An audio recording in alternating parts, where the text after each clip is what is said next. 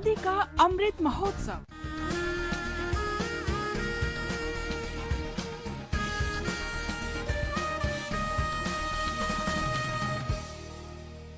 आजादी का सफर आकाशवाणी के संग।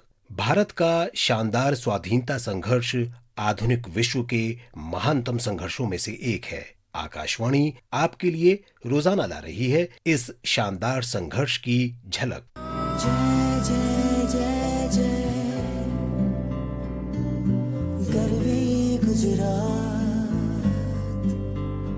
मारा दिल मां धड़के गुजरात। आज स्वाधीनता सेनानी और प्रसिद्ध वकील भूला भाई देसाई की जयंती है। वो आजाद हिंद फौज के 3 सैनिकों के बचाव के लिए याद किए जाते हैं, जिन पर दूसरे विश्व युद्ध के दौरान राजद्रोह का आरोप लगाया गया था। भूला भाई देसाई का जन्म 13 अक्टूबर 1877 को हुआ था। उन्होंने अपना राजनीतिक जीवन एनी बेसेंट की all India home rule league के साथ शुरू किया। वे प्रारंभ में भारतीय मामलों में ब्रिटिश प्रभाव के समर्थक थे, लेकिन उन्होंने केवल यूरोपीय लोगों वाले साइमन कमीशन का विरोध किया। 1928 में सरदार वल्लभ भाई पटेल के नेतृत्व में बारदोली सत्याग्रह के बाद ब्रिटिश सरकार की पूछताछ में उन्होंने गुजरात के किसानों का प्रतिनिधित्व किया। इस संघर्ष में उन्हें महत्वपूर्ण सफलता मिली।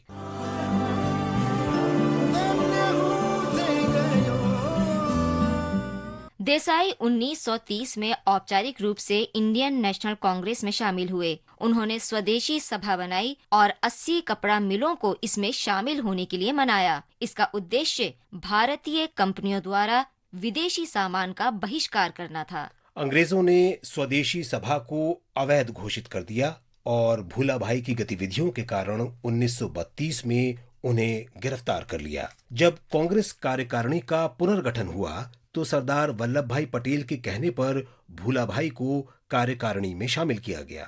नवंबर 1934 में भूला भाई को गुजरात से केंद्रीय विधानसभा के लिए चुना गया। भूला भाई ने मनमाने ढंग से दूसरे विश्व युद्ध में भारत और भारतीय सैनिकों को शामिल करने का विरोध किया और 19 नवंबर 1940 को सदन को संबोधन में कहा कि जब तक युद्ध भारतीय ना हो तब तक भारत का समर्थन प्राप्त करना असंभव है। उन्होंने महात्मा गांधी के सत्याग्रह आंदोलन में हिस्सा लिया और 10 दिसंबर को उन्हें भारत रक्षा अधिनियम के अंतर्गत गिरफ्तार कर यरवदा केंद्रीय कारागार भेज दिया गया। सितंबर 1941 में देसाई को खराब स्वास्थ्य के आधार पर जेल से रिहा कर दिया गया और खराब तबीयत के कारण ही वे भारत छोड़ो आंदोलन में भी भाग नहीं ले सके। वे कुछ ऐसे राष्ट्रीय नेताओं में थे जिन्हें 1942 के आंदोलन के दौरान अंग्रेज गिरफ्तार नहीं कर सके। उस दौरान देसाई ने स्वतंत्र भारत सरकार में हिंदुओं और मुसलमानों की संयुक्त पसंद के लिए लियाकत अली खान के साथ बातचीत शुरू की, लेकिन ये बातचीत असफल रही।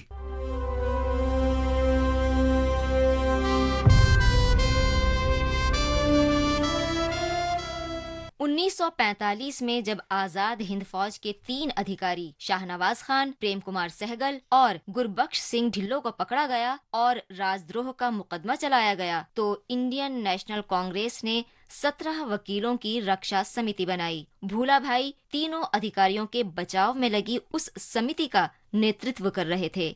खराब स्वास्थ्य की परवाह न करते हुए देसाई ने आजाद हिंद फौज के अधिकारियों के बचाव में जोरदार तर्क रखे, लेकिन ब्रिटिश जजों ने तीनों को दोषी माना और आजीवन कारावास की सजा सुनाई। बाद में भारत सरकार ने उन्हें रिहा किया। बिगड़ते स्वास्थ्य के बावजूद भूला भाई जीवन भर स्वाधीनता संघर्ष और राष्ट्रवादी आदर्शों के लिए प्रतिबद्ध रहे। मातृभूमि के लिए प्रेम और अदम्य भावना के लिए भूला भाई देसाई को शत शत नमन। आज बस इतना ही। आजादी का सफर आकाशवाणी के संग। कल फिर मिलेंगे नई कड़ी के साथ।